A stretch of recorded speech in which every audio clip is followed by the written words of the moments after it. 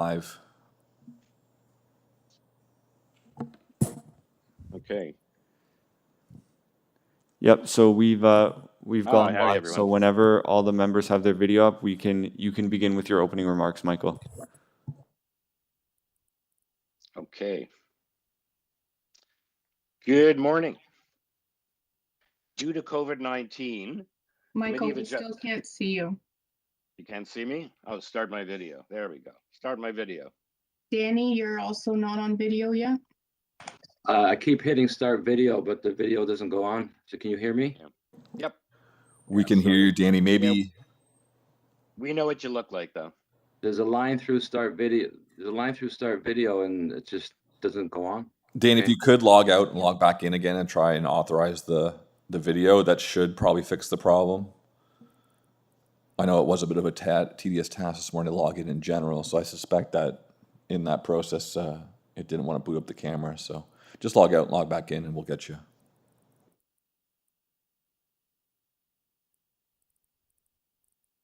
Okay. Get started? Yes, go ahead. Okay. Good morning. Due to COVID-19, Committee of Adjustment public hearings are being conducted virtually by electronic means through WebEx webinar, an online digital platform, and streamed on the Toronto City Planning YouTube channel. Participants who have registered in advance will be able to make their presentations to the committee using WebEx webinar, which is moderated by city staff, and anyone wishing to view the hearing may watch on YouTube. Participants who registered in advance will be connecting with their computer, tablet, smartphone, or telephone, and have the option of participating via video or audio only. All participants will automatically be muted on entry, and when your item is called, each participant will be unmuted by the moderator, one person at a time.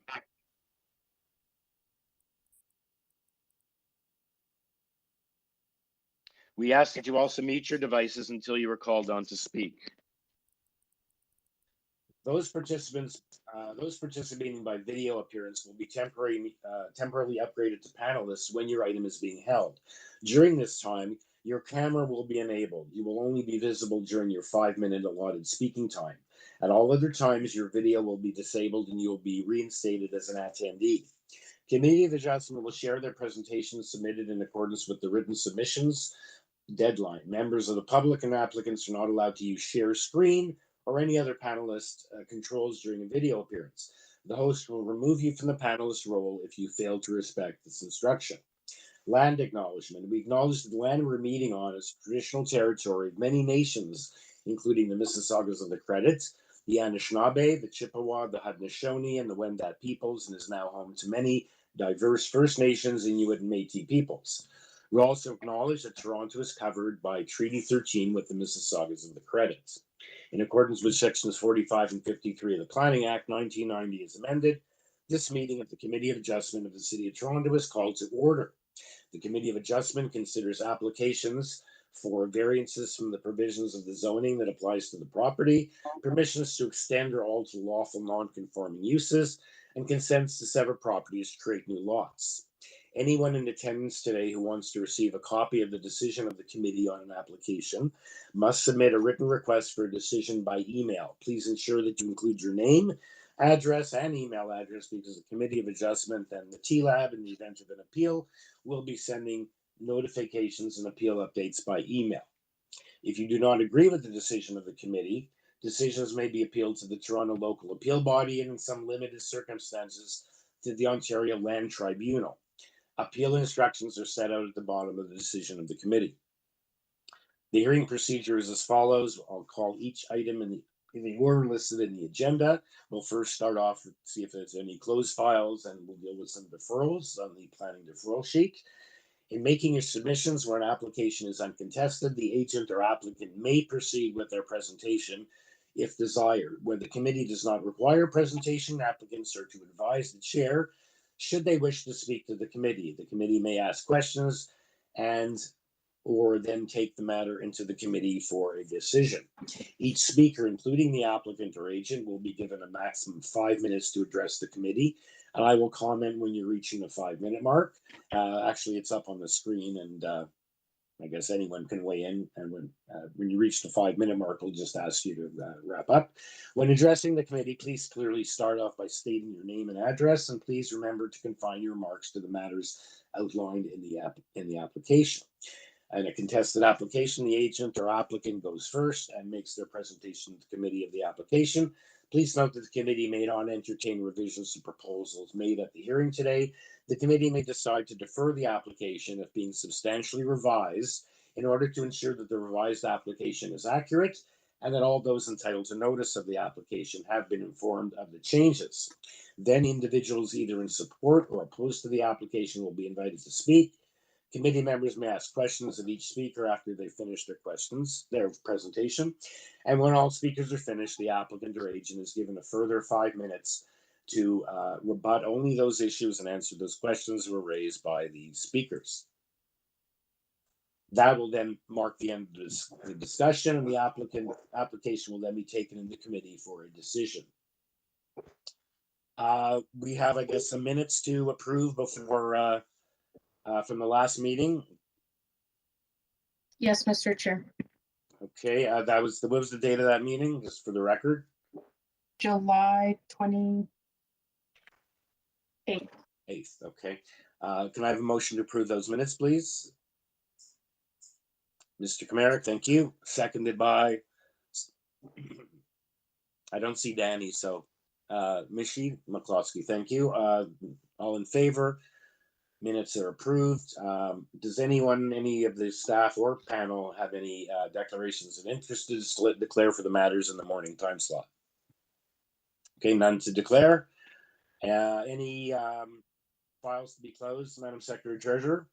None today. Okay, so we then, I guess, we'll deal with the deferral items, clear those from the list before we proceed to hear the applications. So I believe actually item number 1 is the first item, 28 Eagle Road. Yep.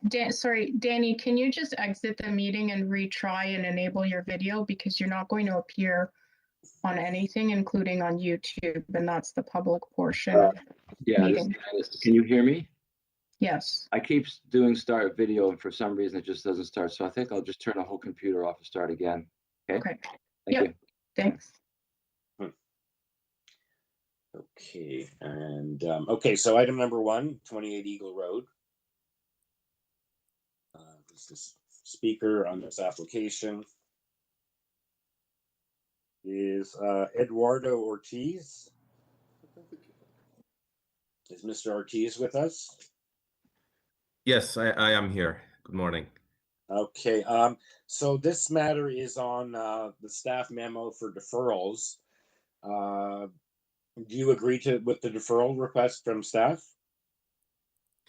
Yes, we agree. There are some items from urban forestry that we need to work out, so we'll take that back and come back on a new date. Okay. What about community planning? They also asked for a deferral. Okay, like I'm saying, I don't have the information. Oh, there it is. Yeah, that's why I'm asking him. Yeah. I was not aware of community planning as deferral. I was only aware of the urban forestry request. So I will have to go through that as well. Okay. I lost my copy of the agenda. Okay, so does anyone have any questions for the agent? Okay, so can I get a matter to defer this matter?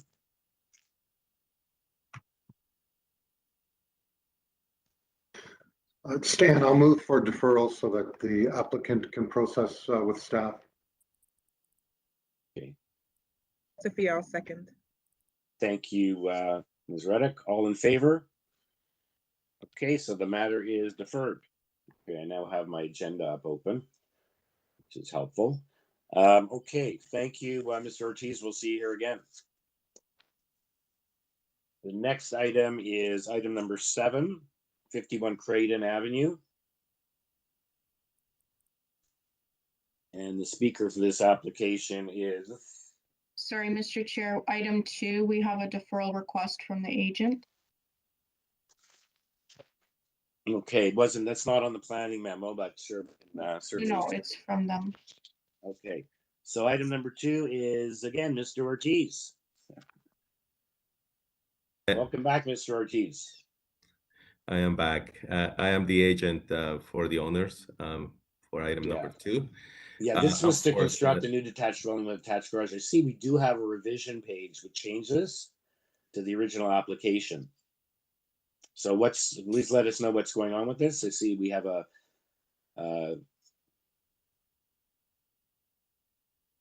so the reason for the deferral, sir? Yes, unfortunately, we had some last minute comments again from urban forestry that we could not resolve in the short time of that we had before this date. So we will request a deferral for that as well. Okay, so it looks like you did make some changes, but now you also have to do some urban forestry. So that's fine. Members, any questions, or can we have a motion to defer?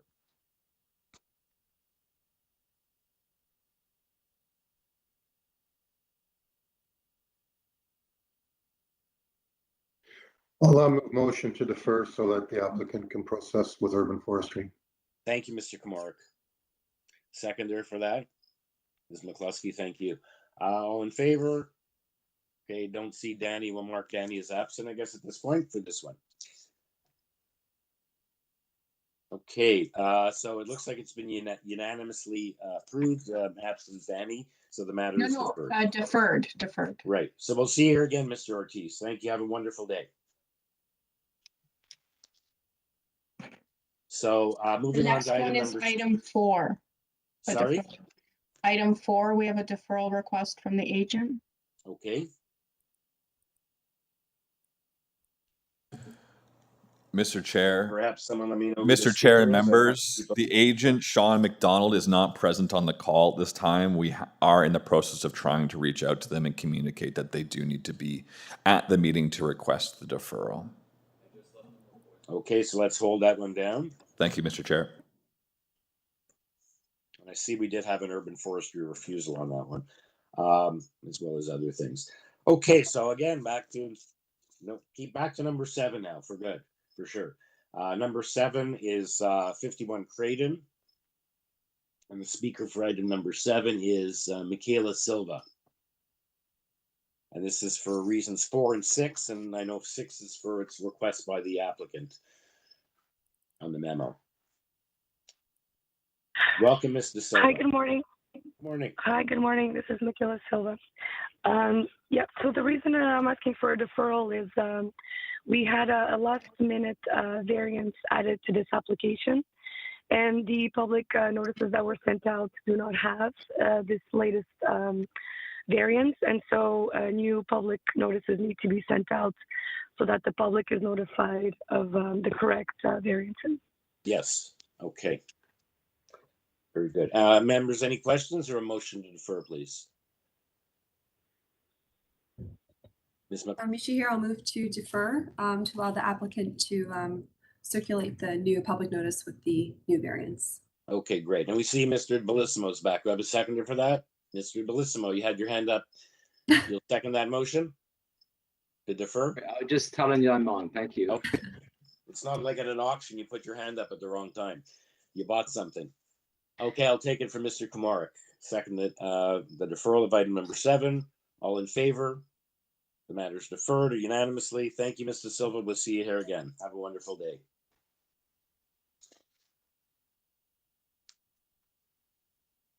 Okay, the next one I have, Ms. Bartosik, is item number 18. Are there any others in the interim? That's correct. Okay, item number 18 is 14 ELSFIELD Road. And the applicant for number 18, speaker is Franco Romano. Morning, Mr. Chairman. Mr. Romano. On behalf of the owner. So, let's give us some background on this deferral request. Yes, sir. My client was unavailable in order for me to discuss with them the processing requirements, including having received some communications with planning department, and they were unavailable for medical reasons. Okay. And we have your email dated July 27th in that regard. Okay, any questions for Mr. Romano or someone ready to weigh in with a motion?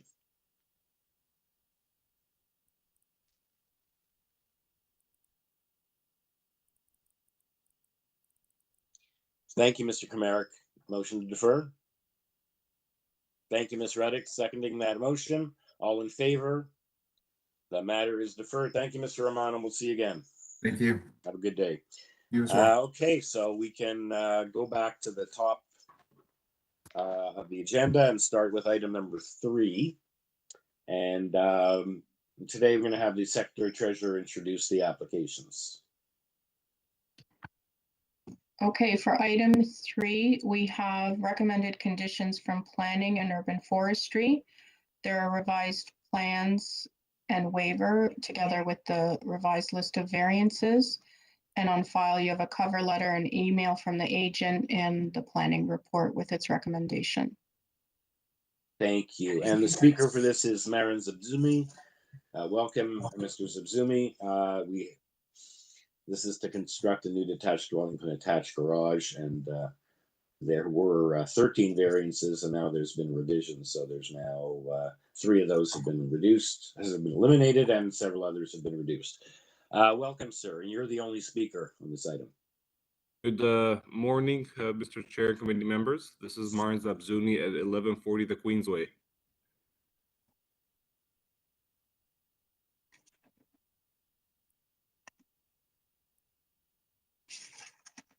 Go ahead, sir. Okay, thank you. So we have worked with planning to make changes to this proposed dwelling. We have reduced and eliminated several variances, as you see before you. This proposal also includes a rear detached cabana. That's one of the reasons also for the proposed coverage. Overall, I believe we've made significant strides to make sure the dwelling and size is compatible with the neighborhood. There's several developments in the area. It's a growing neighborhood, and the homeowners have spoken with neighbors too. Everybody seems in line in terms of wanting to see this move forward and build a traditional new family home. So if you have any questions, I can either answer or go through the variances, whatever you prefer. Okay, to see if committee members have any questions for you on the revisions that have been made, and I guess this satisfies community planning as far as you know.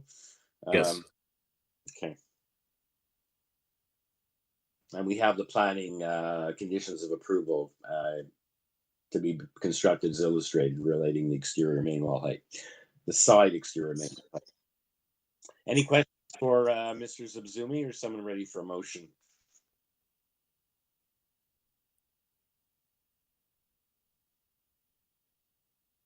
Mr. Kamarick?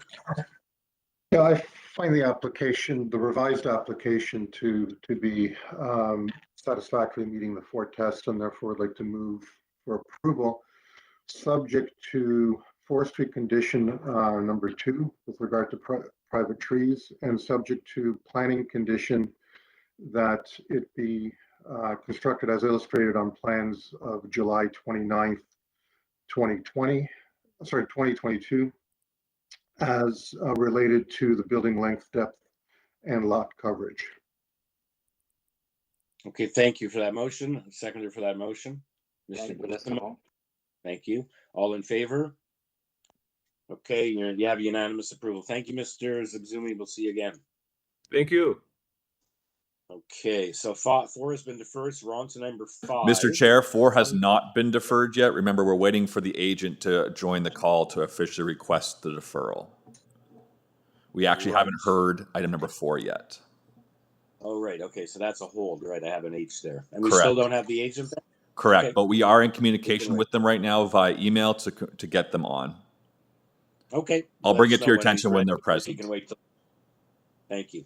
Okay, so item number 5, 25 Burnham-Thorpe Road.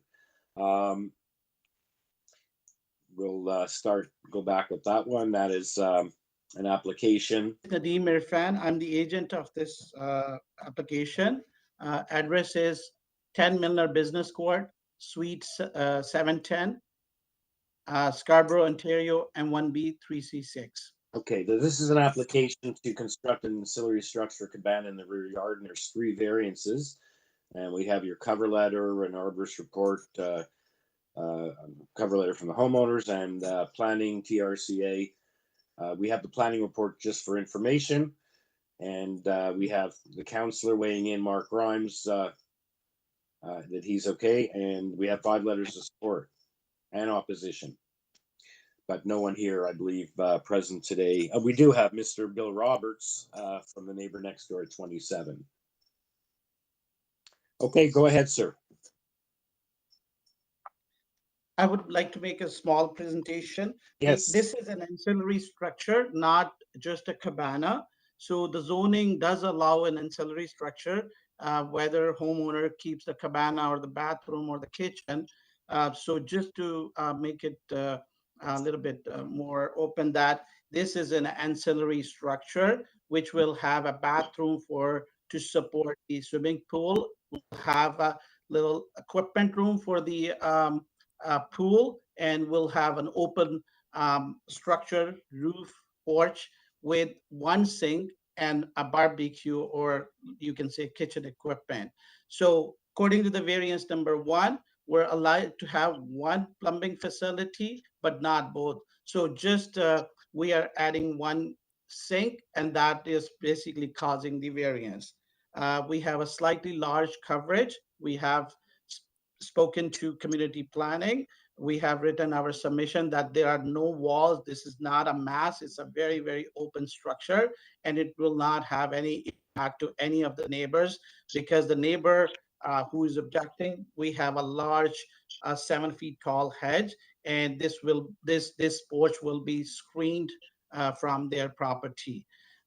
Same thing from the back property. We have a support letter. We have a screened bathrooms and that equipment room, and that will not cause any issue with the neighbors, and it's far away from the back property line.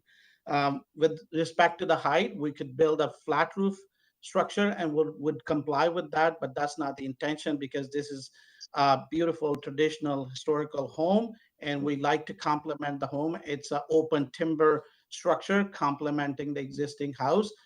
Community planning has reviewed this application, and they have no objection.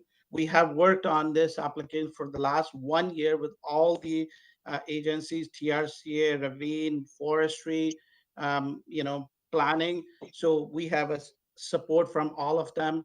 Counselor has seen this application. They have no objection.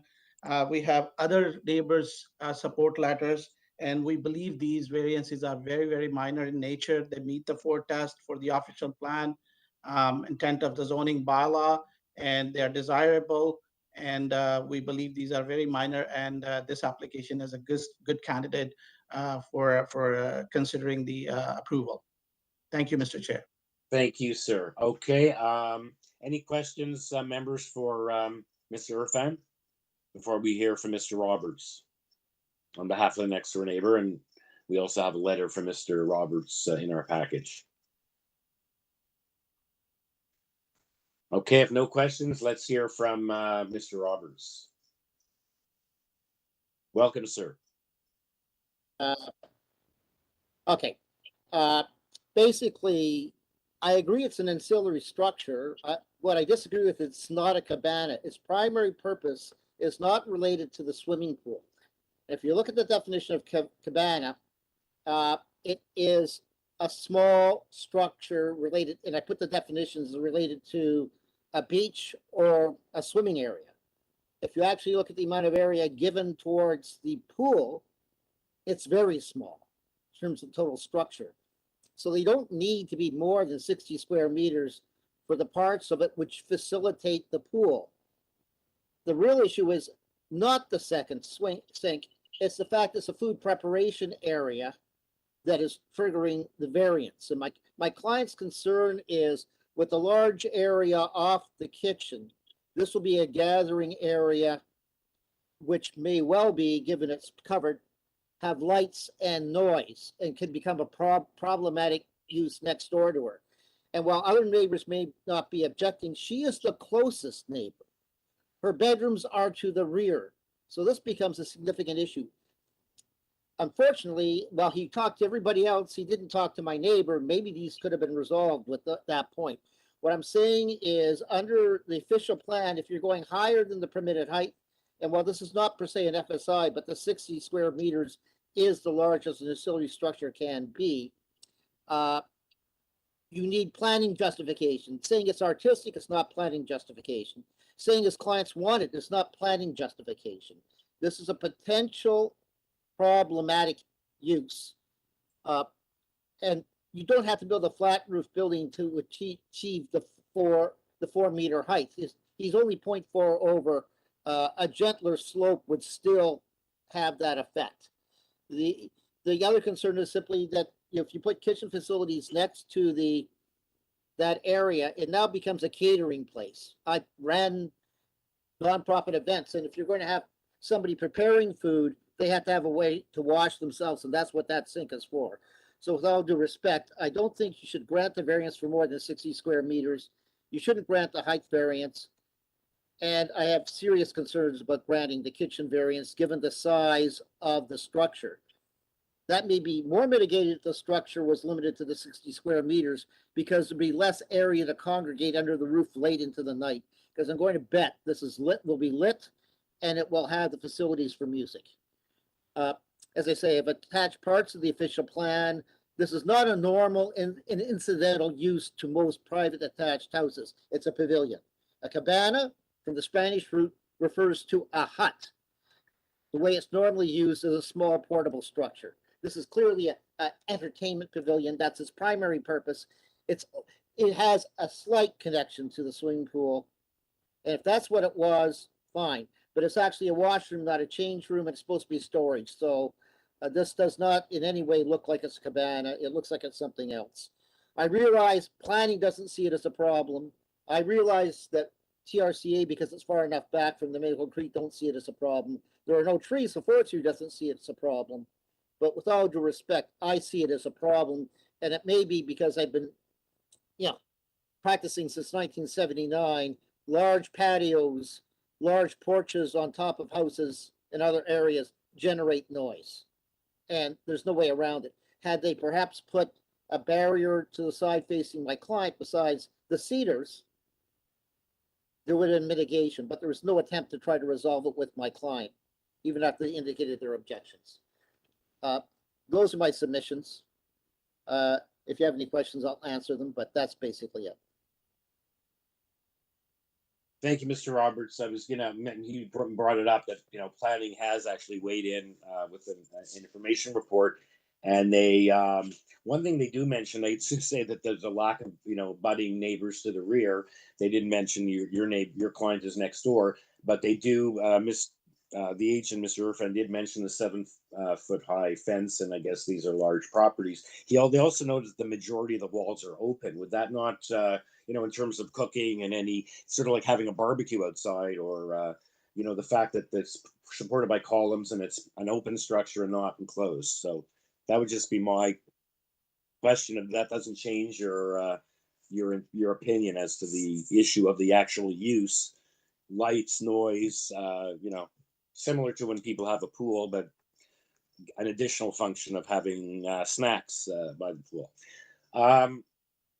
Anyone else have any comments questions for Mr. Robert before we go back to Mr. Irfan for his rebuttal?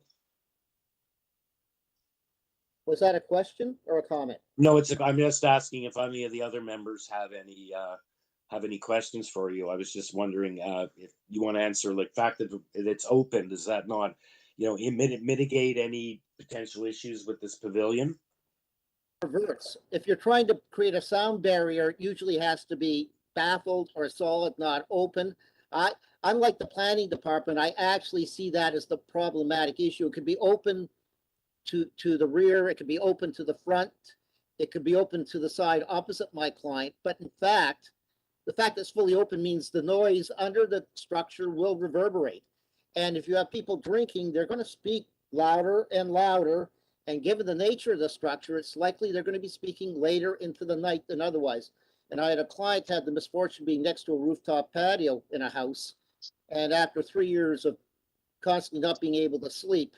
They died and one of the contributing factors was people simply, without music, simply talking and getting louder and louder as they talk overnight. So in my opinion, it's the reverse. There should be a wall or something baffling the one side that's closest to my client. Okay, thank you. Let's hear what Mr. Irfan has to say. Mr. Chair, if I may, I just have a comment and sort of a sorry, question as well. Mr. Roberts, I'm just thinking in terms of the function here. I believe that the barbecue and the patio area could be attached to the house, and the light, and would not all of the same issues then, you know, be also affecting your client. And so to me, I guess, what's the difference between having this patio next to the house versus out in the yard? The fact is you have a kitchen facility, a sink, and other stuff happening there. This is not your standard barbecue. So yes, there could be a patio, but it could have a barbecue. It could have an outdoor sink as well attached to the house. And they wouldn't need any committee of adjustment approval to do that. However, if you attach it with a washroom outside, it's a different critter. It's a combination of the two. Okay. Okay, thanks. Okay, and are there any other questions for Mr. Roberts before we move on to Mr. Irfan for his rebuttal? Okay, if none, Mr. Irfan? Mr. Irfan, are you there? One moment, Mr. Chair.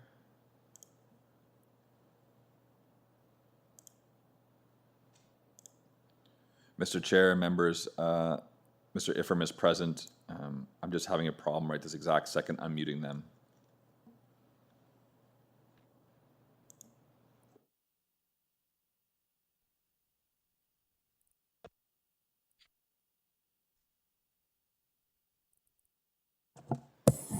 Hello? Hello, Mr. Irfan? One moment, Mr. Chair. We'll try again here. There we go. Go ahead, Mr. Ifram. Hi there. So, yeah, in defense to the proposal, I disagree with Mr. Roberts' comments. This is essentially an ancillary structure. And if we take out, I'm going to take one by one and try to, support my comments. This is an ancillary structure. It is allowed or permitted to be built with the 60 square meter and with the bathroom. If we, let's say, take out the bathroom and that pool equipment, the structure or the roof porch is less than 60 square meter. It is screened with a 7 feet tall thick hedge, will cause no visual impact to the neighbors. The height or the ceiling of this structure is about 9 feet from the adjacent grade. Rest is all roof. Anybody can have a roof and visible from each other's bedrooms or this and that, or the house or the living room, no issues. Coming back to commenting that this will be used as sleeping place, this is very ridiculous. Going back to the noise and the light, we have a noise bylaw. We have a light noise bylaw. Anybody can call the city and the bylaw officer will comment on this, or they will deal with this. Going back, all of the problems, even if we build 60 square meter, even if we do not build the kitchen, the noise and the other will still be an issue if we are allowed to, if we're not approved these variances. So going back again and again and again, and I will say that we have a mechanism in place with the city for the noise, for the lighting, noise, for all of the above. It will only be used by the family, and it will only be used for the purpose of what is proposed. Nothing more than no pavilion, no catering, no parties, no community gathering. It's just simple family facility. And this barbecue and one sink. That's it. It's not a day-to-day kitchen facility. So I hope I am able to explain what we are proposing here, and we seek the consideration for approval. Thank you.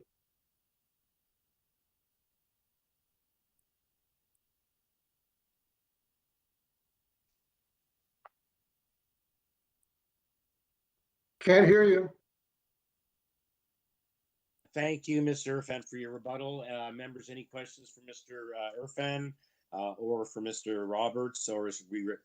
Bellissimo? Danny Bellissimo here. Sorry, I got a cold, so if you don't hear me, please let me know.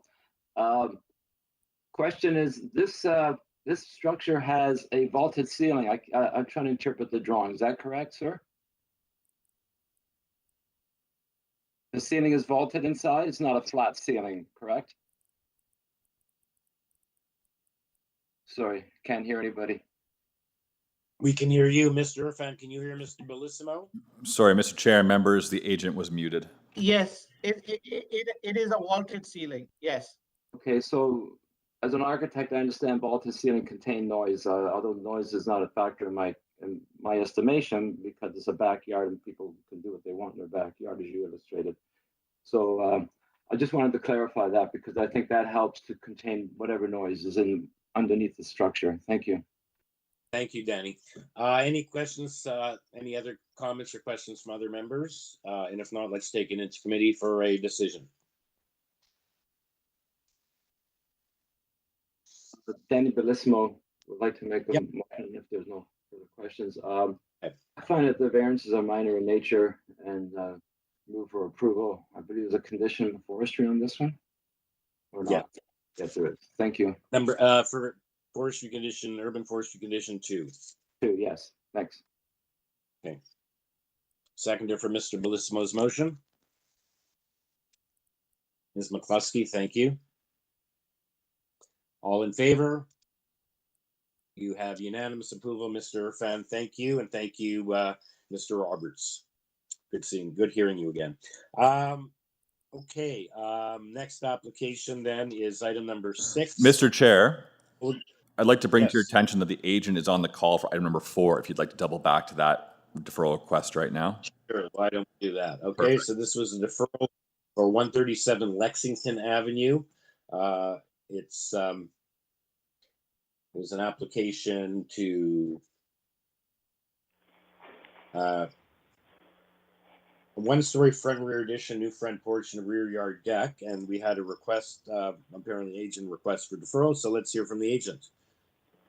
Good afternoon, or good morning, can you hear me? Yes. Okay, sorry, I had some technical difficulties.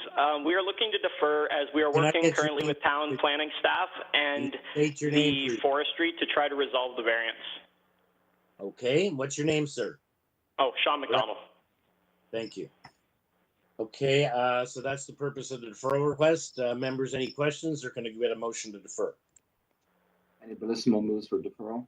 Thank you. A seconder for that motion. Ms. Reddick, thank you. All in favor? It's unanimous. Matter is deferred. Okay, Thank we'll you very see much. you again, sir. Okay, thank you. Okay, so we can move back to item number 642, BRAECREST. Okay. I believe the agent is Yaroslav Devonik. We have a revised agenda page. This is, perhaps can we get an introduction, Madam Secretary Treasurer? Sure. Item number 6. Yeah. We have conditions from urban forestry. You have a revised list of variances together with the waiver and the plans, and just an email from the agent outlining the revisions. Okay, thank you. Yes, this is to construct a new detached dwelling with attached garage. We do have the revision page. There were 4 variances, are now 3, and as well, the FSI has been reduced. So, welcome, sir. I don't believe we need a fulsome presentation from you. Is there anything you'd like to advise the committee of before I see if they have any questions for you? No. Okay, I have no question. okay, can you state your name? You're Mr. Devonik? My name is Jaroslav Devonik, 42 BRAECREST Avenue. I'm the owner of the property. Okay, you're the owner and the agent. Okay. Any questions from members? Any questions, or is someone ready to weigh in for a motion? Pretty straightforward. They've eliminated the coverage variance. Danny Bellissimo would like to move if there's no further questions. Okay, go ahead, sir. Find that the variances are minor in nature and move for approval. Conditional in forestry 1 and 2. Okay, thank you. Seconder for Mr. Bellissimo's motion. Mr. Kumorik. All in favor? Unanimous approval. Thank you, sir. Thank you. Your application has been approved. Okay, moving on to number 8, as number 7 has been deferred. And number 8 is 9 Jasmine Road. It's an application to construct a new, minimizes every time. It's a new 1-story in front and 1-story rear addition to the existing dwelling, along with repairs to the existing attached garage. There are 2 variances, and we have a site arborist plans. We have this arborist site plan, a cover letter, and our arborist report. That's all we have. I don't know if there's anything in the additional materials. I don't have that before me. No, that's everything. Mr. Chair and members, I'd like to bring to your attention that the area resident at 16 Jasmine was present on the call earlier, but has since dropped off the call. Okay, so all we have is Max McChasm, the agent. That is correct. On the line. Good morning, Mr. Chair. Good morning, committee. Good morning. My name is, yes, sorry, Go ahead. Go ahead. My name is Max Merchason, and I'm the agent on behalf of the owner of this application for 9 Jasmine Road. Just wanted to clarify, actually, we have only 1 variance. We cleared, we have a waiver from our client signed that we are not going to change the total landscaping area. Actually, it's gonna be 15.04%. Therefore, we only have one minor variance for the setback for the second floor and for the structure on top of the garage, which is on the second floor, to align it to the existing structure. And So I'll is be that happy to even, answer questions. is that some, yeah, is that new construction or that already exists? So the structure on the first floor was approved before, and this is kind of a revision to the existing construction that was done on the second floor. Our client just wanted to align the wall of the structure on the second floor to the first floor. Okay. Members, any questions for Mr. Merchazen, or is someone ready for a motion? So are we amending the application to only 1 variance?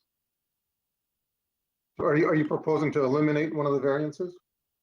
Well, actually, it was already eliminated, and we actually have a waiver, a zoning review waiver that was signed by our clients stating that Okay, but the notice that went out has 2 variances. Yeah, no, so we're just gonna go with the setback variance only. Yeah, so the answer is yes, he's abandoning the coverage. Yes, sir. Okay, so variance 2 only is what we're approving then. No, let me variance just 1. Variance 1, sorry. Number 1. Variance Okay, number 1. got it. Okay, I mean, that's to me extremely minor, and on that basis, I move approval as revised. Thank you, sir. Seconder for that? Danny Bellissimo. Thank you, Danny. All in favor? You have unanimous approval. Thank you. Thank you very much, Mr. Chair. Thank you, committee. You have a great day. You too, sir. Okay, next item is item number 9. And it is an application. It is 35 Kingsway Crescent. It's an application to convert the basement into buildable space, and there are 4 variances. The speaker is Franco Romano. Perhaps, Madam Secretary Treasurer, can you do the introduction of what we have on file? Sure. We have the presentation materials from the applicant, an arborist report, an email from Ravenna Natural Feature Protection. They do not have any conditions. TRCA memo, they are okay with the proposal. And in your additional materials, there's a letter in support from 33 Kingsway Crescent. Okay, welcome, Mr. Romano. Thank you kindly, sir. Franco Romano, Action Planning here on behalf of the owner. So this is an application that involves, it does involve the underpinning, but it also involves a new elevator shaft. If you look at the second slide of my presentation, you'll see on the site plan drawing that there is an elevator that's being proposed in behind the dwelling. And the sunroom along the side of the dwelling that had previously existed on the site is being reconstructed, although it's reconstructed in a slightly smaller fashion. And you'll see that the existing dwelling runs through the top of bank. So the 3 of the 4 variances deal with the top of bank or the hazard limit. That's variances 2, 3, and 4. So those are technical in nature and reflect basically the existing condition. And variance number 1 is an interesting one because the actual gross floor area of the dwelling is being reduced from what previously existed. There is a current active building permit on file, but because the land area that counts towards the gross floor area calculation lands above the top of bank, you'll see that there's that variance. So the variance is basically for 30.7 square meters. But it's virtually the footprint is actually footprint of the dwelling, and the massing of the dwelling is virtually unchanged from what exists. Okay, thank you, Mr. Romano. Sorry, I guess we're finished. No, subject to any questions, sir? That's I believe Yeah, that the 4 variances are minor. We have the approval of the neighbor next door's in support at 33. And let's see if members have any questions for you. Danny Bellissimo, sorry again for my voice. Just confused about the basement. You say underpinning. What's the use of the basement currently? Just like any other residential basement. It's a added space for the 1 dwelling unit in the so it's residential. It's recreational space, storage. Storage, okay. And the underpinning is just to give greater height to the ceiling height, right? There is no actual increase in the height. It's just to facilitate all of the basement to be capable of being used. It's one of those older dwellings where the basement doesn't allow for someone to walk without hitting their heads. That's what I mean. The floor levels being in the basement brought down to have a higher floor ceiling. Okay, thank you. You're welcome. Okay, any other questions, or is someone ready for a motion? Mr. Kumorak? Yeah, I find the application to be minor and meeting the 4 test, and therefore like to move approval with no conditions. Thank you. Seconder for that? Seconds. Thank you, Danny. All in favor? Unanimous approval. Thank you, Mr. Romano. You're welcome kindly. Okay. Item number 10 is 34 Warrander Avenue. The speaker for that is Vita Kornieva, the owner. We have a planning condition. And this is an application. I sound like Danny. An application to construct a 2nd-story addition above the existing dwelling with 2 variances and only 1 speaker. And urban forestry looking for conditions 1 and 2, and planning looking just to tie it to the length. Welcome, Mrs. Kornieva. Good morning, Mr. Chair and committee members. This is Vita Kornieva from 34 Warrander Avenue. I'm the owner of the property. We are asking for approval for 2 minor variances. So the proposed gross floor area index is in line with current neighborhood development. And when it comes to maximum building lengths, so our second floor addition has building lengths below the prescribed 17 meters because it excludes garage area, and the mentioned 19.24 meters were measured at existing first floor. So I believe like those two variances are minor in nature. Okay, you're okay with the planning condition that they're going to tie it to the length? Yes. They say that measuring 19.24 is an existing condition taken from the length of the first floor. The proposed second story addition measures 14.44 meters at its longest point. So that's wonderful. Let's see if members have any questions for you, if someone's ready for a motion. Members?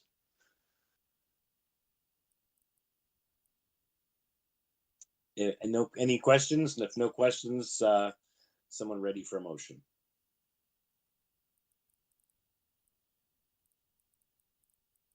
Mr. Mark.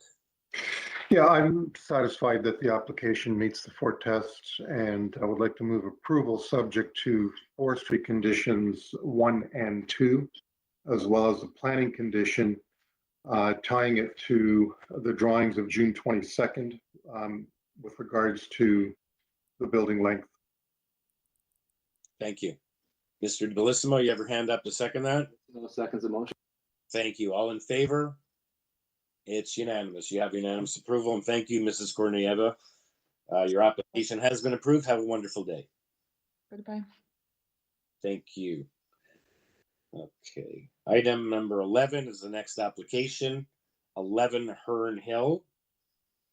And I think we have several speakers in that one. So just this is to construct a new detached dwelling with a attached garage, and there are 7 variances. We do have a planning report on this one, and they are recommending that it be constructed as illustrated if approved as it relates to length, building depth, and north side yard setback. And urban planning is looking for conditions 1, 2, and 5, which is a refusal. I believe there's some other reports, Madam Secretary Treasurer.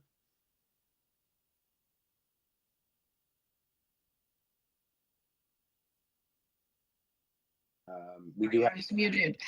We have conditions from planning and urban forestry. Transportation services has indicated that they have no concerns with the proposal. Urban forestry is recommending that variances 1 and 3 be refused. And there's a letter in opposition from 36 Wimbledon. Okay, yes, I have. Yeah, I guess they're behind. Okay, so we have several speakers on this application. Mr. Chair and members, I'd like to bring to your attention there is there are 2 area residents, and the third speaker is the homeowner. I'd also like to bring to your attention that of the 2 area speakers, only Daphne Hyatt is on the call at this time. Okay, so we had 2 residents at 9 Herne Hill. We'll hear from Daphne Hyatt after we hear from the agent, who is Dan Hornibrook. And it looks like we don't have Shannon Young on the Mr. line. Chair and members, Shannon Young is present on the call, but you'll note she is the homeowner. So at this time, we'll go forward with the agent to speak.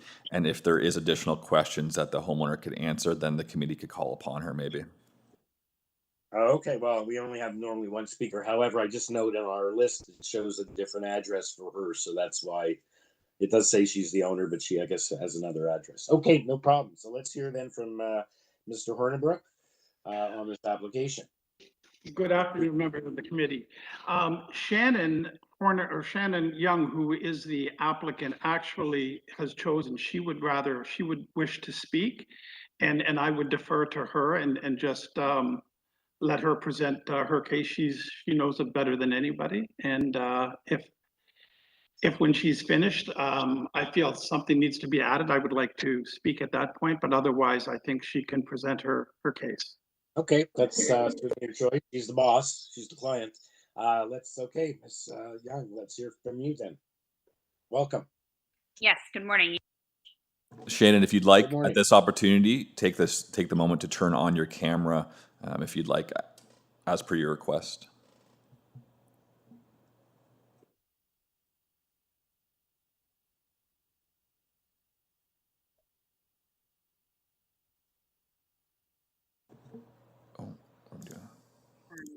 Sorry, Shannon, go ahead. You were muted there.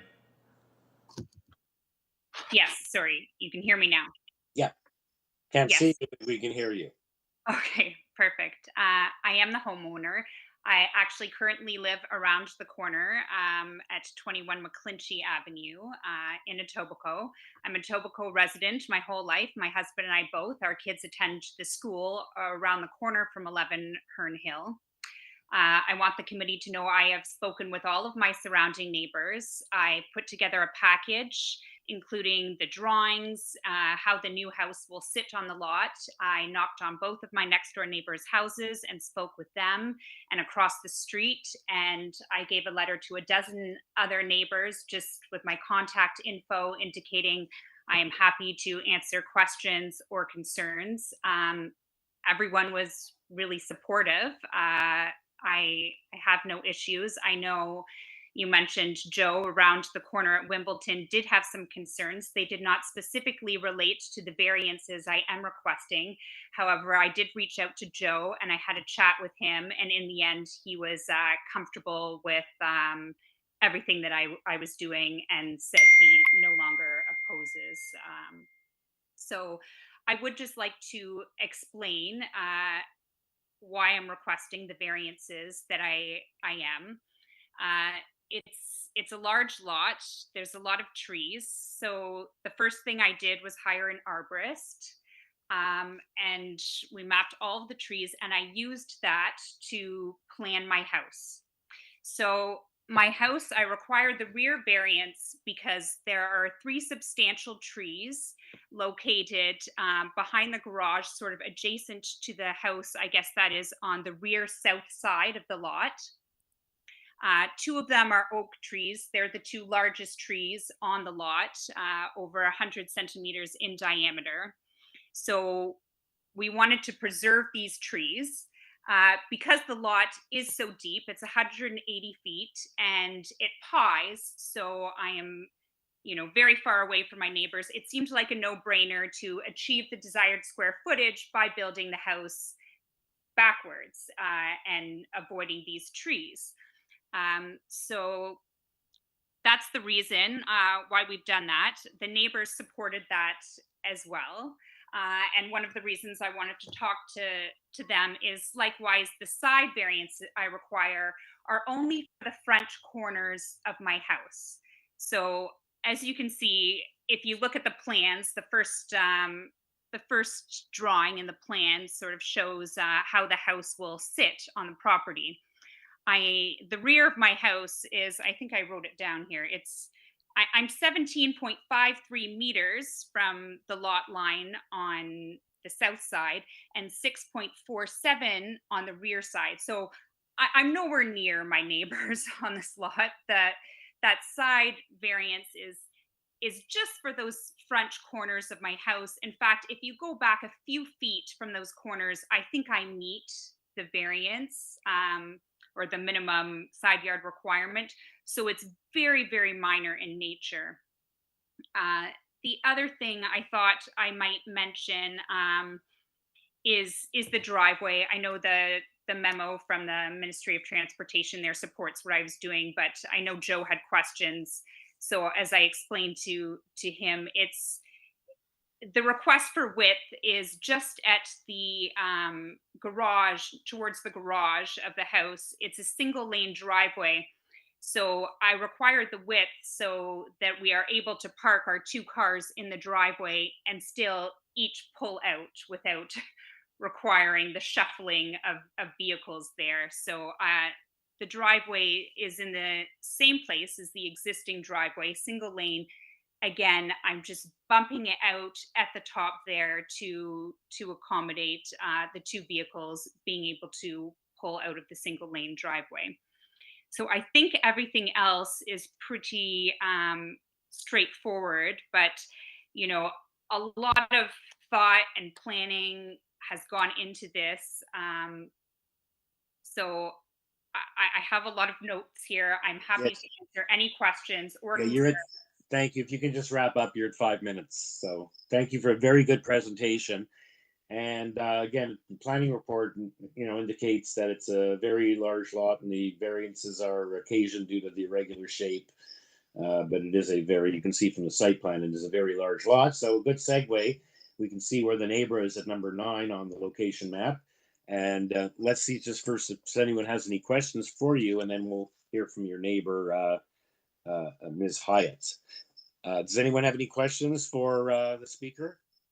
No? Okay, so let's hear from Ms. Hyatt, and you'll have a chance to respond.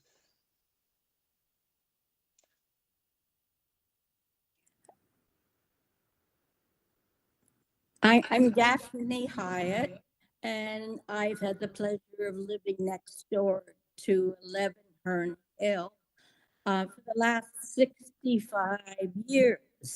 So I've known the history of that property. I appreciate that we will have a young family living next door to us. And I appreciate that they're going to build a beautiful home. My sincere wishes is that as much of the mature trees and the lushness that makes our community so beautiful, that is maintained. Thank you. Thank you, ma'am. Does anyone have any questions for the neighbor next door? If your issue is with trees, I see we do have the forestry situation. Any questions? Okay, if no questions, let's go back to the homeowner for a quick rebuttal. And just to let you know, ma'am, Mr. Camilleri, I guess we do have his letter dated August the 8th. I appreciate you said you explained it to him, but I don't believe that letter, unless there's something in the additional materials, staff, we don't have a retraction of that letter, but just for the record. Okay, back to you. To answer any questions about the trees,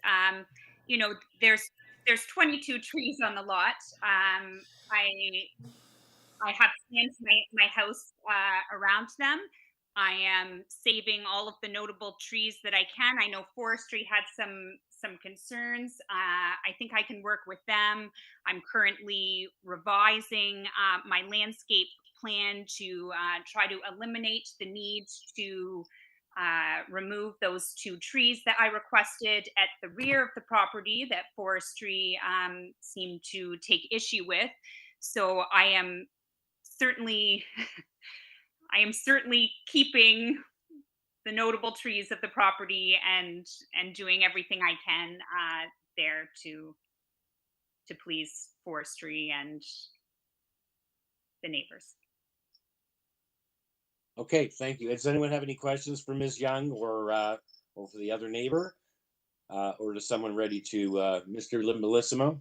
Yes, Danny Bellissimo. Just a question for the applicant. You're aware of the planning condition? I am aware of the planning condition. That's fine. And you're okay with that?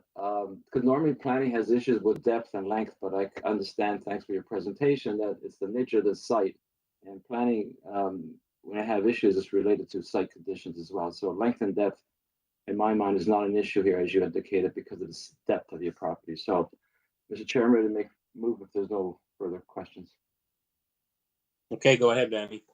So I'd like to move for approval of the variances, subject to the conditions of forestry and planning condition. The planning condition is the proposed development shall be constructed as illustrated in the architectural plan submitted June 23rd, 2022, held on file by the Committee of Adjustment as it relates to building length, building depth, and north side yard setback. Thank you. Thank you, Mr. Bellissimo. I have a seconder for that. I'll second it, just clarifying that's forestry conditions 1 and 2 that we're imposing. Okay. Is that acceptable, Danny? Yeah, my voice, I'm losing my voice, but yes, thank you. Okay. Thank you. All in favor? It's unanimous. Thank you, Ms. Young. You have your approval, and thank you to Ms. Hyatt for participating as well. Okay, let's do one more and then we can take a break. This one looks pretty straightforward. 18 THORNCREST Road. It's to construct a partial second-story addition with a canopy at the rear. And there's only one variance for floor space index. And we have a copy of the site-specific zoning bylaw. Is there anything in the additional materials? No, Mr. Chair. Okay, so that's all we seem to have on this. Speaker on this? Good morning, Mr. Chair and committee members. This is Marco Bonatti. I am an agent of the owner. Most of the scope of work of this project is interior renovation. There is just a very small addition component that happens over the roof of the first story. And, you know, the existing home has a floor space index of 0.31. We're asking to go 0.33, and that's all. Yeah, so you're already over, and it's just this little bit more. No one seems to have any concern with that. Any questions, members, or is someone ready for a motion? There are urban, no, yeah, there is an urban forestry condition number 2. Danny Bellissimo, find this application is minor in nature. The addition is very little impact on the neighbors and move for approval. The variance is subject to a condition by forestry. Number 2. Thank you. Seconder for Mr. Bellissimo's motion. Mr. Komarek. All in favor? It's unanimous. Okay. So yeah, that was a short one. Thank you. You have your approval. Thank you, Mr. Chair. Thank you, committee members. Okay, it's now 10:38. How about we have a break till what? 10:55, like a 15-minute break, or not even? And just Okay. so the next 2 items, even though they're somewhat related, they'll be heard separately because they're different properties and they have different interested parties. Okay, so item 13 at 580 Small, and then 475 Rathburn are the next 2 applications to be heard. Yeah. Thank you, Madam Secretary Treasurer, and so we'll be back at 10:55. How's that? Okay. That's fine.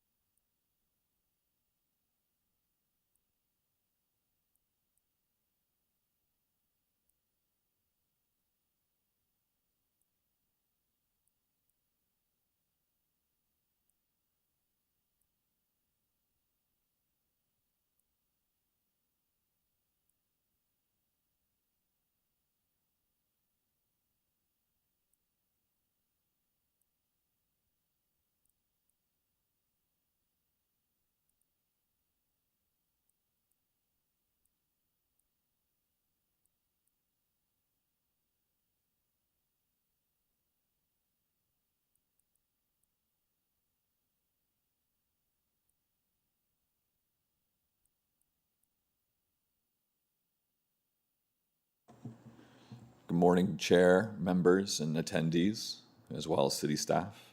It is now 10:55, and we'll get started with the meeting shortly.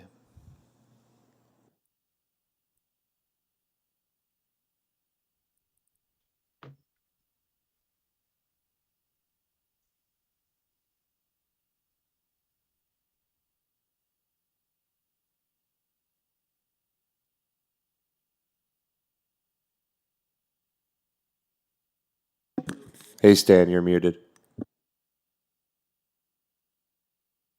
Okay, welcome back. So our next application is item number 13, 580 the East Mall. And we have a number of speakers on this application. Mr. Chair and members, I'd like to bring to your attention that all the area residents are present on the call at this time. Okay, everyone on the list. Okay, so on the list we have David Bronskill, the agent for the applicant, as well as Tony Valpontesta, available for questions, the agent, also an agent, and then we have neighbors from Suite 1400 at 3250 Bloor Street, an agent for that residence, Andrew. That might be an agent for the applicant. He's an agent for the applicant. I think. That says for unless that's his address. Mr. Okay, Chair and members, we can confirm with Andrew, but it does look like, in fact, Tony and Andrew are additional agents. Maybe David can confirm. Okay, so everyone's on the same team other than the neighbor at 583 the East Mall. So we only have one additional speaker, it looks like, but perhaps Mr. Bronskill can clarify. So this is to allow temporary parking for the residents at 555 the West Mall, and there's a total of 3 variances. Let's hear, we have various things before us: presentation, planning justification, report from planning and transportation. So let's hear from Mr. Bronskill. Good morning, Mr. Chair. Just making sure that my audio is coming through all right for you. Yep, we don't have a visual, but we're not getting one today. So thank you, sir. Go ahead. Thank you, sir. I'm going to give, just so the committee understands, a little bit of an overview that would apply both to this item and to the next item. I will then provide some specific comments about this item, and that, sir, is an effort to avoid some duplication. Thank you. So just as background, sir, and you will see in the 5-page PDF that we provided to the committee as part of this item, that on page 1, we've identified the 3 sites. I'm going to start with the middle site, which is 555, the West Mall. The reason I'm starting there, and recognizing that there are no variances for that property, but the reason I'm starting there, sir, is because the zoning bylaw amendment application approved for that site is the genesis of the variance applications for 475 Rathburn and this one, 580 the East Mall. That's a zoning bylaw amendment that's been approved that would permit a 22-story purpose-built rental apartment building at 555 the West Mall, as well as retaining the existing 14-story rental apartment building on that site. And a site plan application has been submitted and is still under review by city staff. So that's a new apartment building, 249 purpose-built rental dwelling units. As part of approving that application, there was a parking relocation plan required to facilitate displaced parking spaces on that site for existing residents during construction of the new build. And the 2 donor sites, 475 Rathburn and this site, 580 the East Mall, would accommodate the 134 displaced parking spaces between them on a temporary basis. The minor variance applications are then required on what I'm calling the donor sites to allow off-site parking, which is temporary, to serve 555 the West Mall. So again, sir, these variances are proposed to be temporary in nature, and there is a 4-year limitation recommended by city planning staff, which is acceptable to our client. So 580 the East Mall, the variances that are part of this item, you'll see that it's located on the west side of the East Mall. It's about 500 meters east of 555, the West Mall. And under growth plan terms, the committee would be aware that's taken as about between a 5 and a 10-minute walk. It contains a 16-story apartment building today, 122 dwelling units, and 160 parking spaces that exist on the site today. What is proposed as part of this, and there are of those 25 existing parking spaces at grade. What's going to happen through the proposal is an expanded surface parking lot that would have 111 parking spaces comprised of 25 existing and 86 new. Of the 111 surface parking spaces, 94 would then be allocated for residents and visitors of 555. That means reallocating 8 of the existing 25 surface parking spaces, and that's highlighted in green on the site plan that we had provided to page 4 of the PDF to the committee. A parking study has been submitted by BA Group. It's confirmed and accepted by city staff that even with the reallocation of those 8 spaces, the amount of parking for 580 would continue to meet the zoning bylaw. So there's no variance to make the parking on 580 deficient. Transportation staff have reviewed it, community planning staff have reviewed it, urban forestry have reviewed it, all recommended conditions of approval that are acceptable to our client. I wanted just to talk about 2 items before then answering any questions the committee may have. First is the planning staff report recommends a landscape plan. That's totally acceptable to our client. There's a preliminary landscape plan that has been submitted that shows the expanded parking lot, but also through discussions with planning staff, shows a new residential outdoor amenity space that would be constructed at the north end of the site for residents of 580 the East Mall. That would include a new seating area, barbecues, planters, bike racks, and a dog run. And these would be proposed to remain in place even after the temporary parking lot is removed.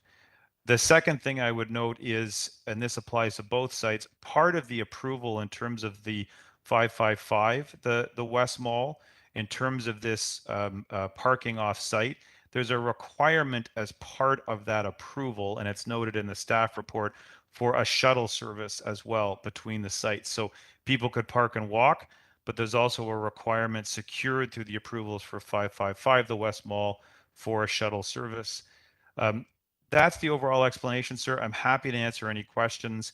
Our clients on the line, Mr. Volpentesta is on the line from a planning perspective. I would simply conclude and note that it is temporary.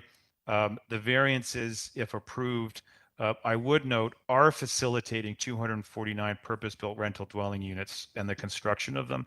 And I do think that in this rental housing crisis is an important matter and a fitting place to end my submissions to you. Right, thank you. So you're okay with your client's okay? The 4 years is I assume your client had a hand in establishing that temporary period in terms Correct. of planning condition, and it's my comment is this a required accommodation for the parking that has to be relocated to do this work, and it's going to be better. I assume it's going to be better for the residents because we don't have 10 speakers from the residents of 580 East Mall saying, hey, I'm not agreeing to this. I'm being inconvenienced. You said there's a shuttle service and it's only a short walk. So, and then there's going to be some other benefits. So that's where I don't see any complaints from the people actually living and being temporarily relocated. Anyone else have any questions for Mr. Bronskill before we hear from the, I guess the one outside speaker on this application? I have a question, Mr. Chair. Go ahead, sir. Sir, you've spoken to the planning conditions. I believe there are some transportation conditions as well. Are those acceptable to your client? Yes, through you, Mr. Chair. Absolutely, they are. We're aware of them. They're acceptable. Thank you. Okay. Okay. No other questions. So the next speaker is Editha Tomaszewski at 583 the East Mall.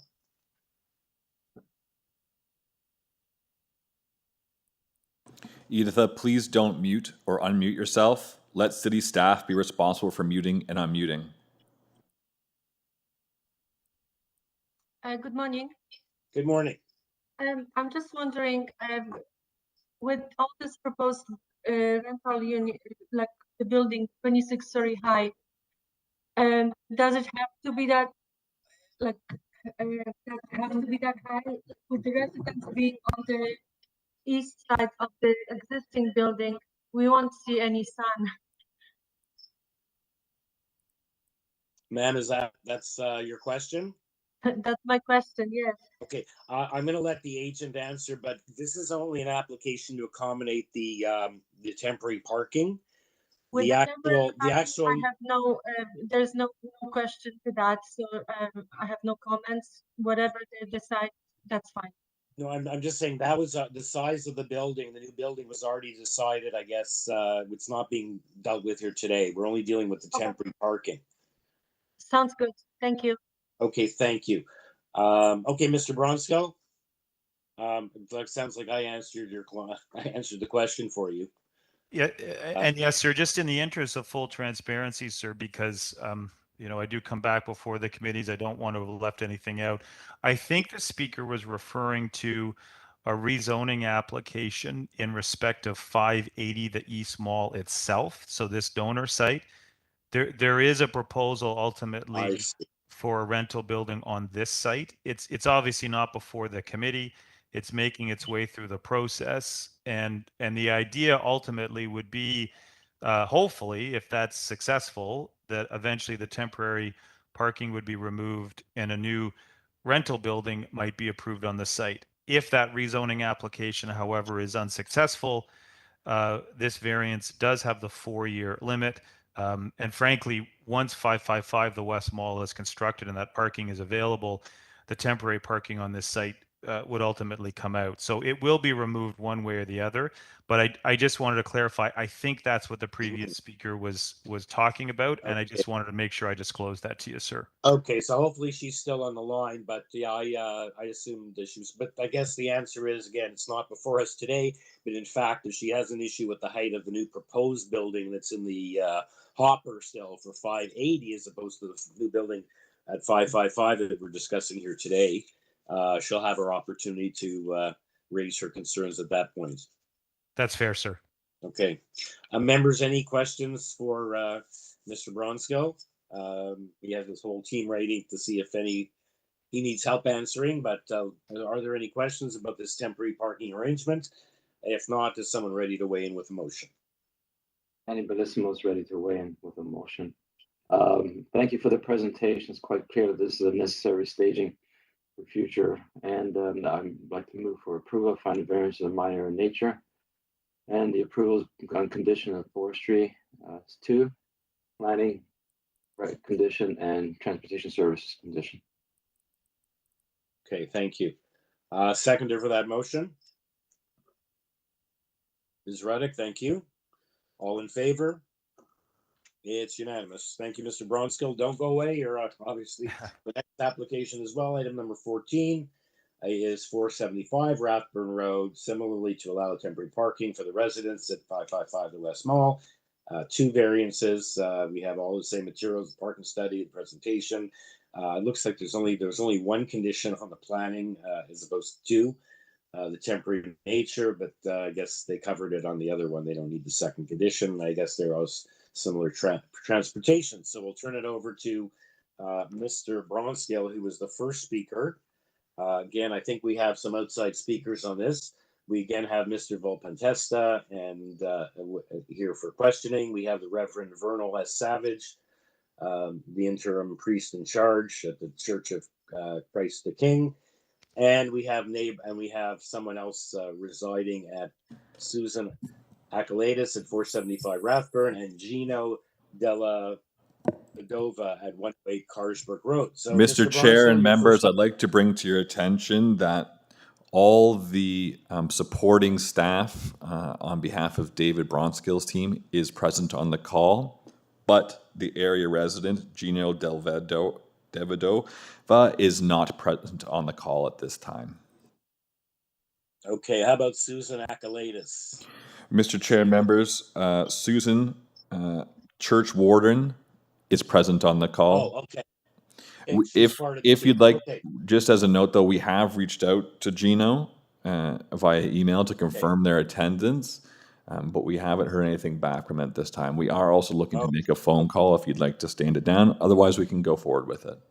That's fine. Let's go ahead. It's the church. So I realized, yeah. So that's the church warden. So that's fine. Susan Akalaitis. Okay, Right, but Mr. Bronskill. Mr. Chair, as I was saying, the area resident Gino Della Vedova is not present on the call, and they're just a member of the public. Though, with that being said, we are on the phone with them right now. So, Okay, thanks so much, Mr. Bronskill. Thank you, sir. There's a slightly smaller package, 4 pages for this one. I will skip the intro. I will simply note 475 Rathburn, south side of Rathburn, slightly closer actually to 555 the West Mall, approximately 375 meters to the west. As you can see on the aerial that we provided, it contains today a 2-story place of worship that's known as Church of Christ the King. It has a existing surface parking lot that contains a total of 94 parking spaces. The proposal here is that there would be 40 of the temporary parking spaces accommodated on this site, including 32 for residents, 8 for visitors. BA again reviewed this proposal. The analysis here slightly different because what they wanted to do was look at the demand for the existing use of the site for the church. What they found was that the peak demand when they did their reviews was 37 cars. There would still be, once you look at that peak demand and the 40 temporary spaces being allocated, when I add them together, I get to 77. That's still significantly less than the existing 94 on the space. So there's even some surplus left for use by the church should that peak number ever increase.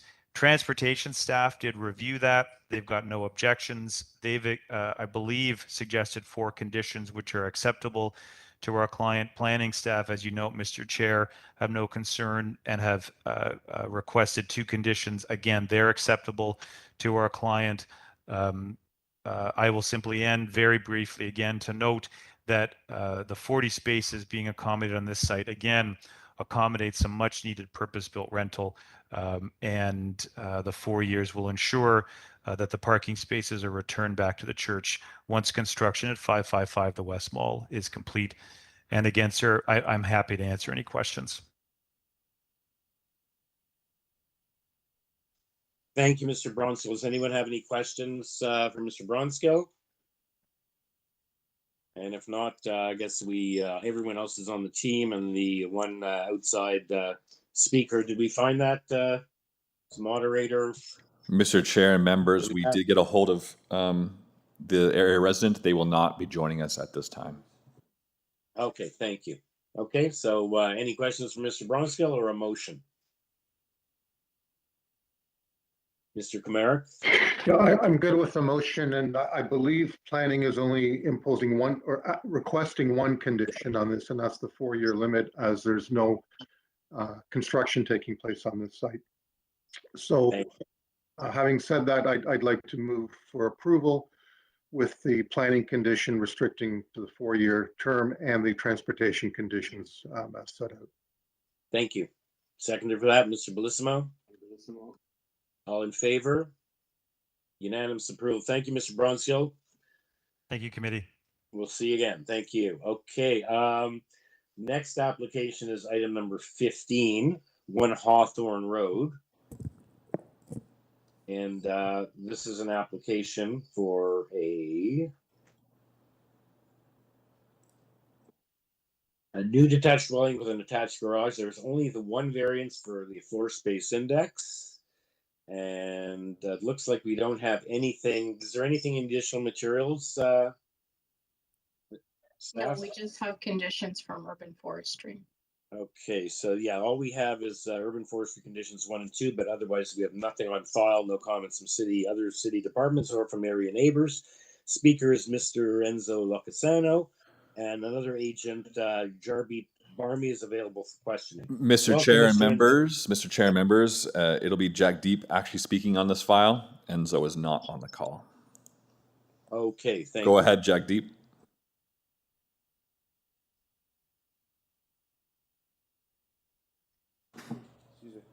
Barman, Jack Deep, go ahead.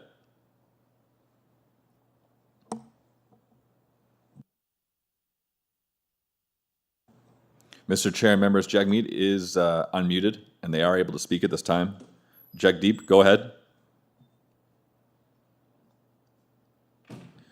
Mr. Chair and members, maybe we'll stand this file down while we have Jack Deep log out and log back in. Jack Deep, if you could log out and log back in to make sure you authorize the use of your microphone so that we can hear you, we'll stand your file down for a moment. Again, please log out and log back in and authorize the use of your microphone. Okay, so let's hold that one. And it's going to be, there's no opposition to that, only the one variance. So let's go to item number 16.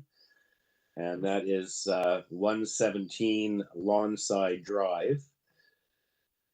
It's an application to construct a detached garage in the rear yard, and there's only the one variance. The side yard on the east and the south side lot lines. And we have comments from planning. It's a report for information. And the speaker, who's the speaker on this, staff? Good morning. My name's Tony Henriquez. I'm at 543 Concord Avenue. I'm the agent for this application. Okay, welcome, Mr. Henriquez. Thank you. Okay, so pretty straightforward. You only have the variance. You have the report for planning in support. Anything you'd like to advise the committee members of? No. Okay, and you're okay with the condition number, the urban forestry condition 2? Yes. Okay. Members, any questions for Mr. Enriquez or someone ready to weigh in? Willing to move to approve the application, consider it to be minor in nature, meets the 4 tests. However, it is subject to urban forestry condition number 2. Thank you so much. Seconder for that? Ms. Ruddick, thank you. All in favor? Yeah, unanimous approval. Thank you, Mr. Enriquez. You have unanimous approval. Thank you, Mr. Chair. Okay. Okay, are we ready for 15, Mr. Moderator, or? Mr. Chair, members, we'll try Jack Deep again, but I haven't noticed them log out and log back in yet, but we'll try him. Jack Deep, go ahead. Maybe he didn't unmute himself, or? Mr. Chair, as a reminder, staff are responsible for muting and unmuting attendees. Okay, so let's move on to number 17. Okay, number 17 is 119 King Street. It's to construct a 1-story addition above the existing dwelling and a 2-story rear addition, a new rear yard detached garage. There was 1 variance. Okay. And perhaps, Madam Bartosik, you can do the presentation on this? Yes, we have a deferral request from Urban Forestry. In the event that it's not deferred, they are recommending conditions, and there are 2 form letters in support.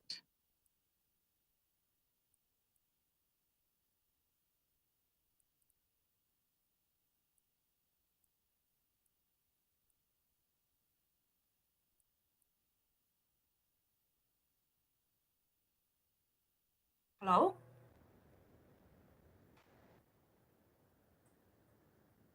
Yes, you Sorry, can. sorry. Yeah, so we have this. Can we hear from the speaker? Yes. Hello. Hi, good morning. Yes. Can you Oh, divide? good morning, Mr. Chair. Can we have your Mr. name? Chair, and Can we have your name and yes, address? my name is Kinga Jakubowska, and I'm the agent of the property owner. The address is 119 King Street.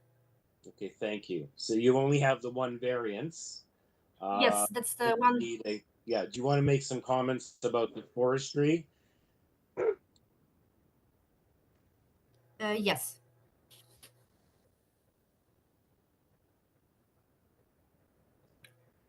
Okay, do you want to make a short presentation, please? Yes. So, Regarding the yeah.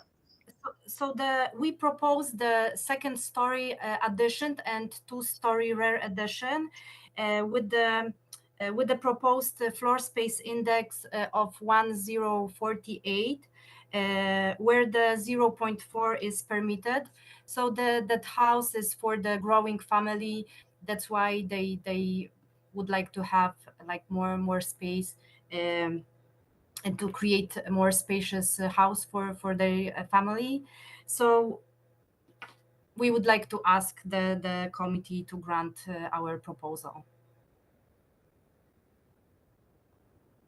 Okay, thank you. Are there any other speakers on this application? Mr. Chair, members, we do not have anyone else on the attendees list for this application. Thank you. Anyone have any questions for the speaker, or is someone ready for a motion? Danny Bellissimo has a quick question. Is the applicant aware of the forestry comments? Have you read those Yes. comments? And what's your opinion of that?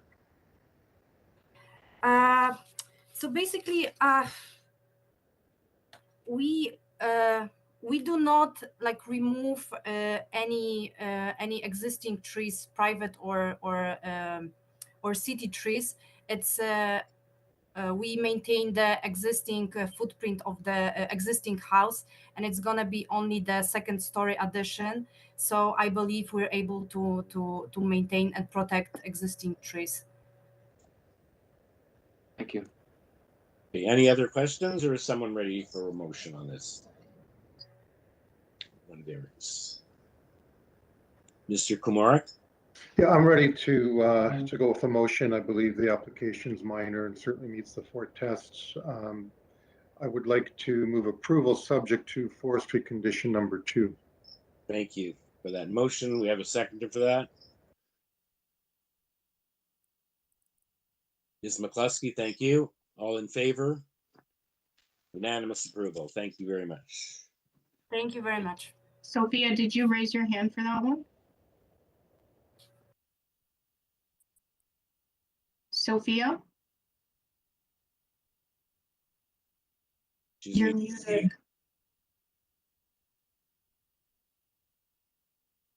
I think Sophia's Sorry, muted. I just lost a bit for a while, but I'm back now.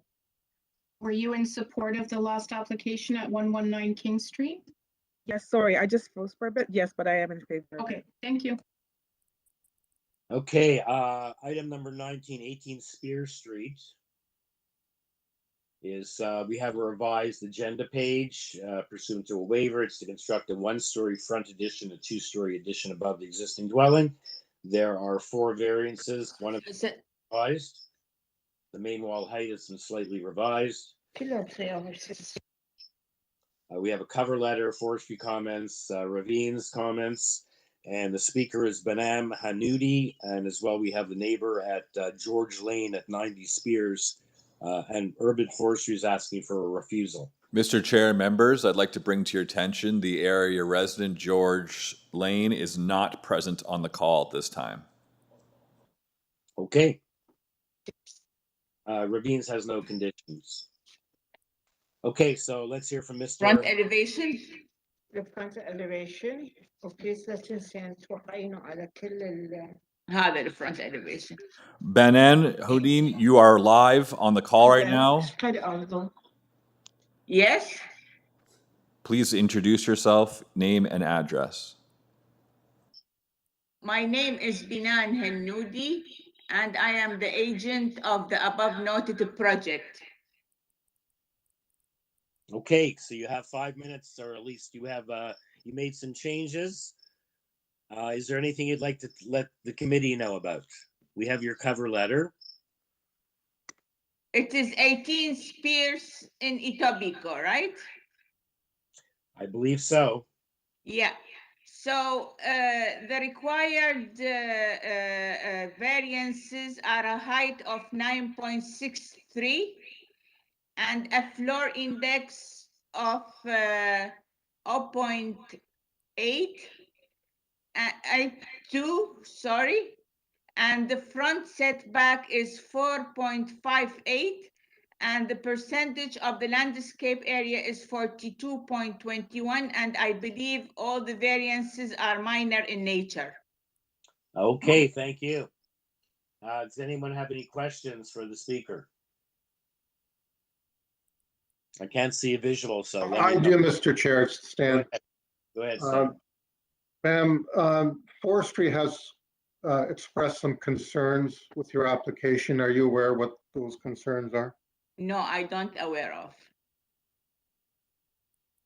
Well, they're requesting that we refuse the application. Why? That's my question to you. Why? There is no any relation with the forestry to the site.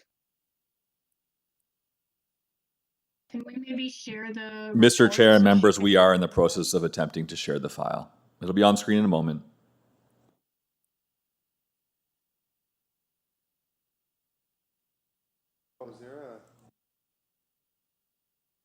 Is it 18 Spears? Yes, it's 18 Spears.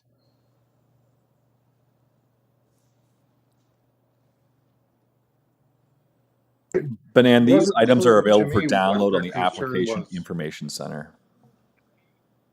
Yeah, you can speak. You can speak. Okay. Sorry, we can only have Excuse me, someone as the excuse me. speaker. Excuse me, the owner wants to speak. His name is Ray. Can you contact him? No, No, you you're are the speaker, representing the application. You have to speak on his behalf. Oh, okay. So what is the reason for refusal? It's on the screen right now. You can look at it. I can't read it well. The minimum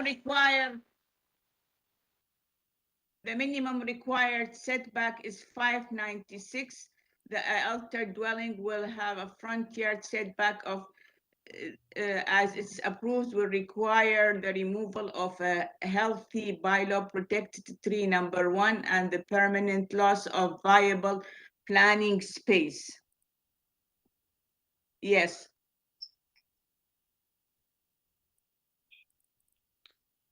Ma'am, you're an architect, correct?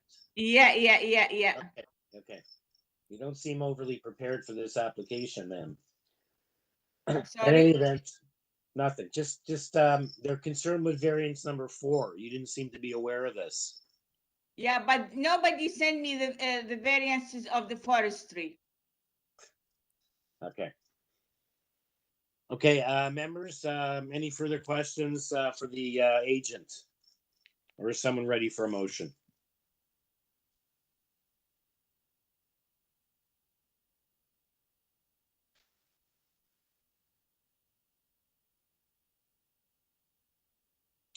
It looks like the landscape area is it's only about 4 meters. It's about 4 meters deficient from 50% to 42.21. That's the front yard. So we heard whether the city tree is at risk of or removal. Ma'am, you haven't had any discussions about the tree and the trees with community with forestry? Ms. Hanuti? Sorry, do you hear me? Yes, I hear you now. Yeah.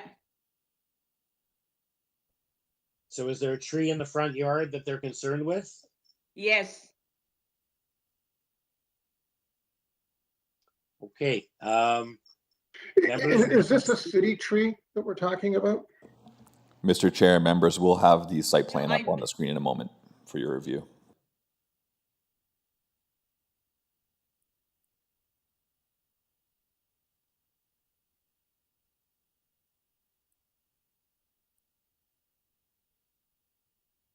Yeah, we have our own plans anyway. So. Yeah, it is a city tree.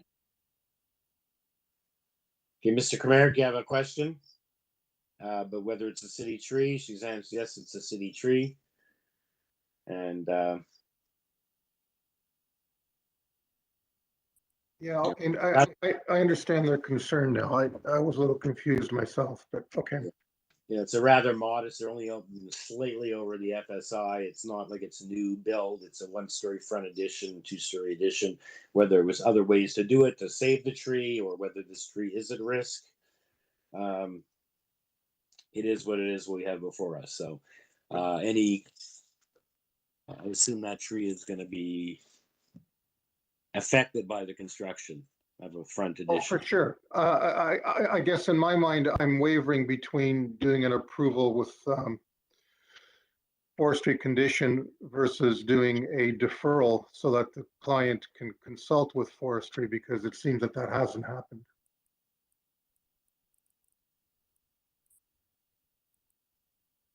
Members, anyone, any discussion with what Mr. Kumaric? I guess we're in. Say we're in committee now at this point. Other comments, questions? Yeah. Sorry, can you hear me? It's Danny Bellissimo. Yes. So I'm looking at the site plan, and there is a city tree. It's on city property, but the addition is like 20 feet back. So I don't understand why an addition 20 feet back from the trunk would have an impact on this tree. I don't think they're concerned about the addition. I think they're concerned about the driveway. Yeah, but I was going to get to that, because I mean, driveways, I mean, this like 2/3 of the tree would be in landscaping, and I mean, people have driveways all the time where trees survive. Is the existing driveway being widened then? Yeah, probably. The drawing doesn't show us really what's going on here in terms of driveway, but So perhaps I guess I'm hearing what Mr. Kumaric said is that maybe because in the interest of perhaps trying to easily save this tree with some minor revisions to a driveway, as opposed to say no addition in the front, it's got to be all to the rear or whatever. If that's a possibility, perhaps a deferral is in order to have the agent who didn't seem overly to deal with forestry and work this out. if that's the case, I would second that motion, because I agree. I don't think there'll be an issue, but it should be vetted properly. I agree. Okay, so I don't make motions. That was Mr. Kumaric's. I didn't make a motion. Right. So are you prepared to now make that motion? Because I don't make motions, you make motions, but you did suggest that we were wavering. So yeah, I just wanted to have some discussion on it from committee members. So, okay. So we have. I'm prepared to move a motion for deferral so that the applicant can discuss alternatives with urban forestry. Thank you. Take Mr. Bellissimo seconding that. I second that motion. There'll probably be questions about the treatment of the driveway. Okay, all in favor? Okay, it looks like it's unanimous, so the matter's been deferred. So the last item of the morning, we got to go back. Hopefully we found Mr. Jagdeep Barmi, the agent on item number 15, One Hawthorne Road. Staff, moderator. Mr. Chair and members, Jagdeep is present on the call and they are unmuted. Go ahead. Good morning.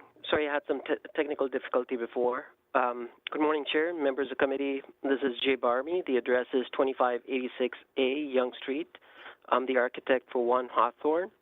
We're proposing a 2-story single-family detached dwelling of approximately 330 square meters with 1.5-car garage within a residential neighborhood of a mix of 1- and 2-story houses. We comply with all the requirements of the Etobicoke zoning bylaw, but we're requesting a relief from the one variance under the citywide bylaw, which relates to an increase in the FSI from permitted 0.45 to 0.53. The proposal fits within the context and the site without negatively impacting the neighborhood. The requested variance is minor in nature as it meets the 4 tests. Thank you.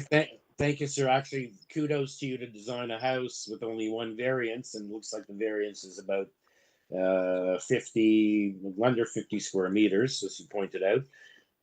And there's nothing else on file from city departments or area residents. So, members, any questions for Mr. Barmi, or is someone ready to weigh in with a motion? Mr. Kumaric? Yeah, I'm good to go with a motion. I believe the application is very minor and desirable, meeting the 4 tests. I'd like to therefore move approval subject to forestry conditions 1 and 2. Okay. Thank you. Seconder for that motion, Ms. Ruddick, thank you. All in favor? You have unanimous approval. Thank you, Mr. Barmy. Glad Thank you were able to get back to us. Last Thank you. morning. Thank you. Bye-bye.